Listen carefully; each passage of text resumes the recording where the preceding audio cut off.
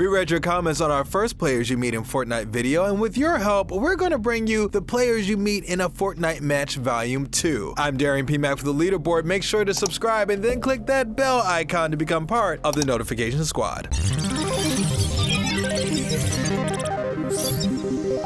While many of the players you come across in Fortnite fit archetypes that have been running around in games since, the dawn of the multiplayer, there are those that are a bit more specific to Fortnite and modern day gaming. Our first case study is the clone. Now, your clone might not look like you, but that's not the important part here, unless you happen to have a very, very specific aesthetic. For most of us, however, we recognize our clone by the way they act. Basically, they think exactly like you because they are you. Okay, so they aren't like the Earth 2 version of you, but they are another player who thinks and plays uncannily like you. You're mind twins. You drop into snobby shores to avoid all the chaos, and they jump at the exact same second you do. Not after, not waiting to watch you drop. No, they jump with you, as if they have the same plan in mind. You go to grab the loot boxes all the way in the northern houses, and guess who's going right with you? And if you aren't trigger happy, chances are neither is your clone. The two of you end up building bases right next to each other, peacefully coexisting until some other player comes by and gets double teamed. If you're trigger happy, then you and your clone are going to have a face-off style death match off in a corner of the map somewhere. You will fight your doppelganger, and whoever wins is the real you. The clone is a beautiful gift,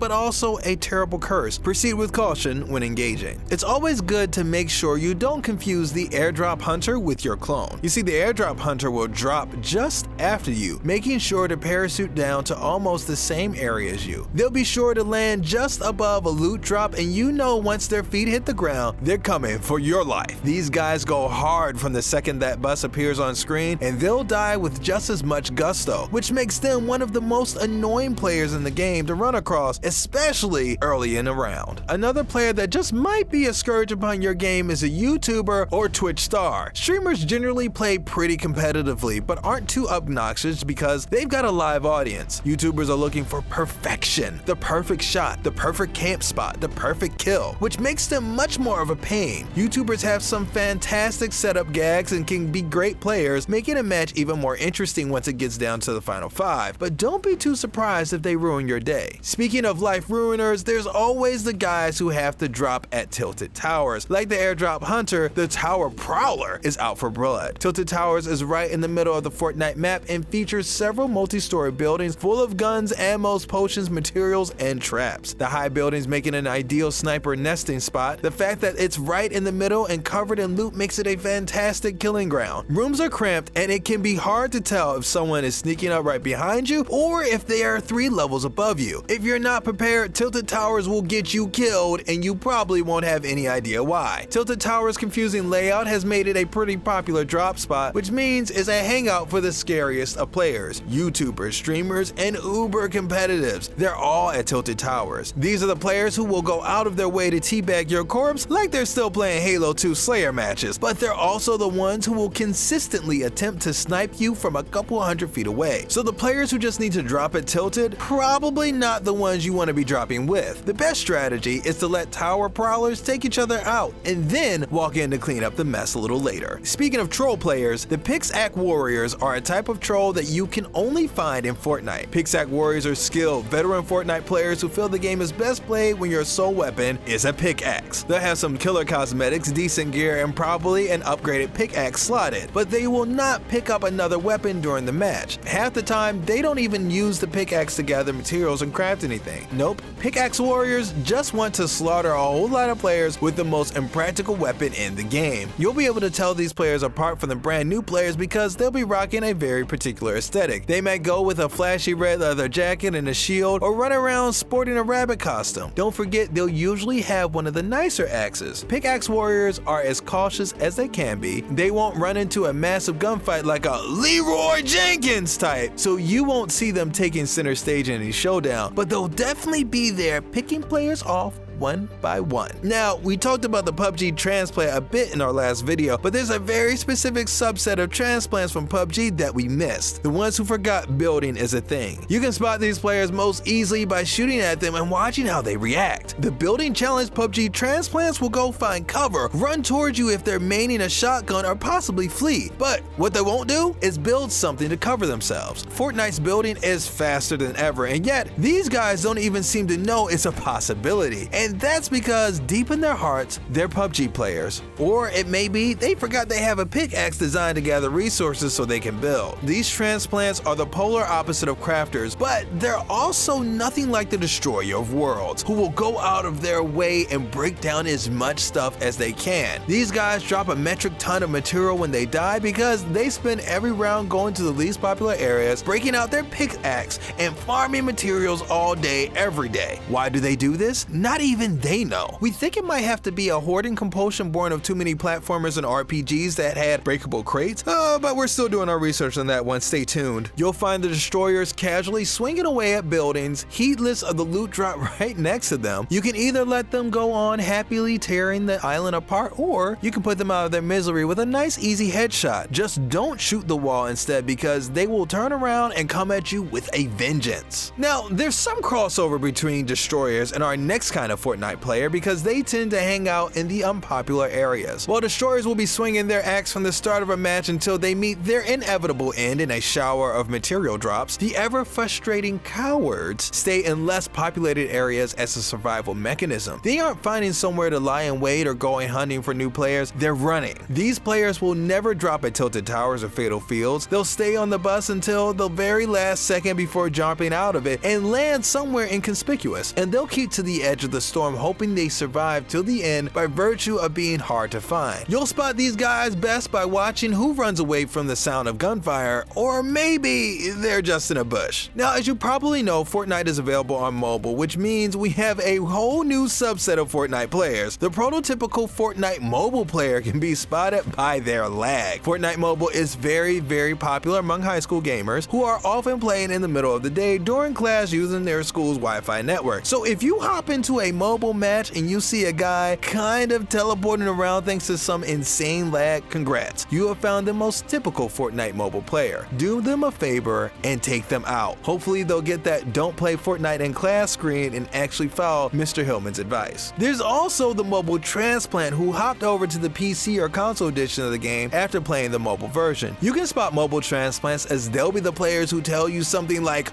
"Wow, it's so awesome, they released Fortnite on PC and console too," while appearing very, very discombobulated. PC controls and console controls for Fortnite are pretty different from the mobile version, so if you see a player running around in circles banging into walls, they're either a noob or a mobile transplant. At least the mobile transplants have an idea of how the game works, but they'll be slow to swap weapons, slow to build, slow to shoot, slow to pretty much do everything. The difference in controls is going to give them some trouble, which means your best bet is to strike them hard and fast. If you run into a player who just seems hopelessly lost and confused, or who just might be running into walls, don't automatically think they're a mobile transplant. Yes, you will want to take them out, but they might just be dazed and confused. These players aren't your average newbies. They seemingly know nothing about the game. They often can't run or even shoot properly. You can usually find them standing completely still, confused, and then suddenly burst into motion as they slowly figure out the controls. So if you come across a player who randomly starts swinging their pickaxe in the middle of a barren field, does a slow turn, and then just starts jumping in place, it's very possible you've discovered a basket case. These players are pretty harmless and often get killed by virtue of sheer stupidity. They won't charge into hopeless fights, they'll just kind of bumble their way into the middle of a massive shootout at tilted towers because the storm made them move in that direction.